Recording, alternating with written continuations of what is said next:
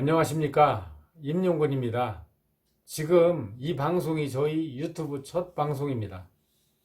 항상 초심을 잃지 않고 많은 분들에게 유익한 방송이 되도록 노력하겠습니다. 많은 관심과 격려를 부탁드리겠습니다.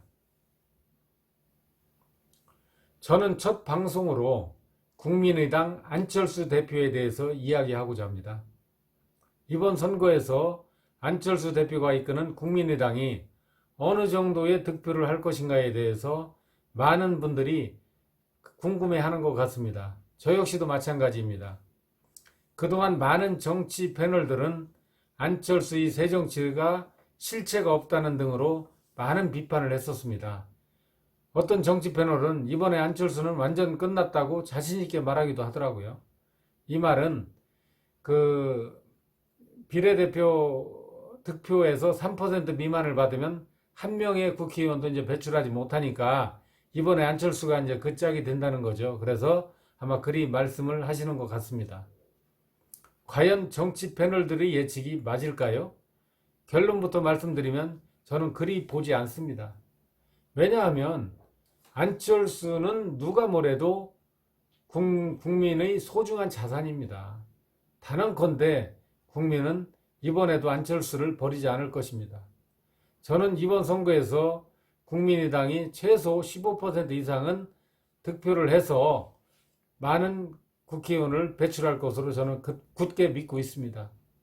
기득권 세력의 틈바구니 속에서 매기 역할을 하겠다고 합니다. 그리고 또 거대 양당 횡포를 막아보겠다고 하는데 국민들이 그렇게 외면하기는 힘들 거라고 저는 생각을 하는 거죠. 8년 전에, 지금 얼마 전이냐면은, 지난번 4년 전에요. 제가 착각을 했네요. 4년 전에도 많은 이제 표를 몰아줘서 국민의당이 성공을 했는데, 그때 이제 중간에 통합하고 어쩌고 하면서 실패를 많이 했지 않습니까? 그러다 보니까, 이제 국민들이 이번에도 또 그런 거 아니냐, 그래서 또 표를 달라는 것은 염치가 없는 거라 이렇게 말씀을 하시지만 그 당시 이제 실패 원인은 전적으로 안철수에게 있다고 봐요. 안철수의 리더십 부족이 아닌가 저는 그렇게 생각하고 있습니다. 8년 전 안철수 대표가 새정치 아이콘으로 이제 등장을 했지 않습니까?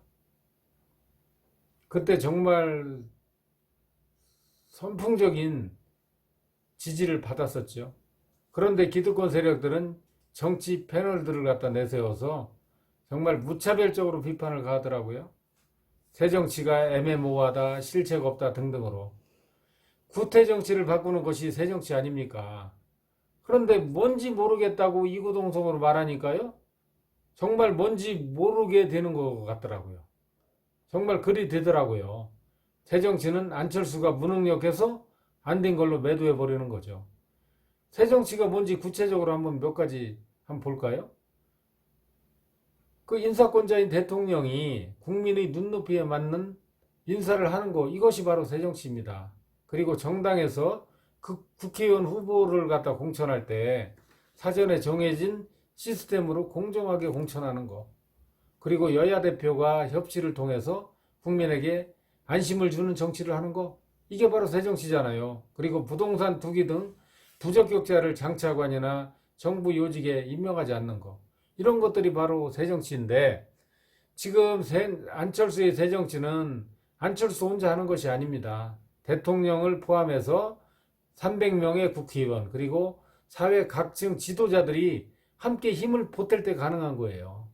결국 안철수의 새정치는 기득권 세력의 저항으로 실패를 했다고 봅니다. 이는 안철수를 포함한 정치권 모두의 책임으로 저는 보고 있습니다. 안철수는 우리 사회에 많은 기여를 했습니다. 백신을 개발하여 국민들에게 무료로 나누어줬고 1,500억 원이라는 거대한 돈을 또 재단법인을 만들어서 기부를 했지 않습니까? 그리고 최근에 부부가, 안철수가 부인과 함께 대구에 내려가서 또 의료 봉사활동을 했잖아요. 정말 어려운 여건 속에서도 몸소 실천한 점 이런 것들이 다른 정치인들과 비교했을 때 비교 우위에 있는 것입니다. 그래서 국민이 바로 안철수를 신뢰하는 것이 아닌가 저는 그렇게 생각합니다. 만약에 안철수가 백신을 개발을 해서 외국에 팔아서 많은 돈을 가지고 강남에 아파트를 샀다고 한번 가정해 보세요. 아마 좀 과장해서 10만 채는 샀을 건데 지금 돈으로 환산하면 아마 이건희 회장보다도 더 부자가 되지 않았겠습니까? 또 1,500억이라는 거대한 돈을 가지고 자기 정치적 목적을 위해서 싱크탱크를 만들어서 많은 교수들에게 연구비 명목으로 돈을 뿌렸다고 한번 생각해 보세요. 아마 방송에 나와서 많은 교수들이 이구동성으로 지지하고 열광했을 것입니다. 언론도 역시 마찬가지죠. 이번 선거에서 두 분의 전직 총리가 종로에 출마하지 않았습니까? 이낙연, 황교안 총리가 나오셨는데 이분들 역시 국무총리 출신이잖아요. 전 정권, 지금 정권 이렇게 나눠져서.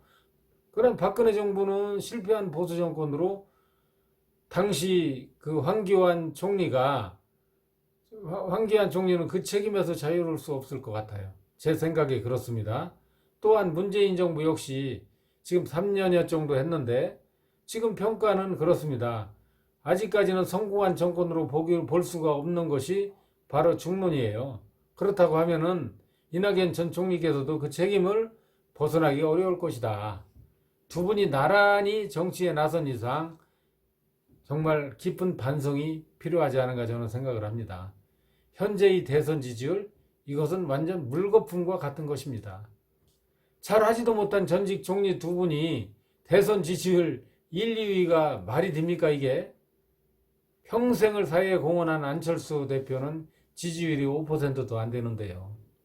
물론 사회 공헌을 했다고 해서 다 대통령이 되라는 법은 없지만 위에서 제가 이야기한 분들과 단순 비교해서 한번 말씀드려보는 것입니다. 국민이 원하는 세상은 청렴하고 정의로운 사회 그리고 반칙 없는 공정한 사회입니다. 국민은 안철수를 통해서 새정치를 실현하고자 했던 거예요. 안철수의 새정치는 계속될 것입니다. 아직 조국 사태가 판을 치고 있지 않습니까? 정의, 공정 이런 것들은 이미 땅속에 처박혀 버렸습니다. 특권층을 위해 우리 서민들은 한동안 더 종살이를 해야 될 것 같습니다. 그래도 우리 절망은 하지 맙시다. 희망을 가져봅시다. 기득권 세력이 저항하면 저항할수록 제2의 제3의 안철수는 계속 등장할 것입니다. 오늘 방송을 마치겠습니다. 시청해 주셔서 감사합니다.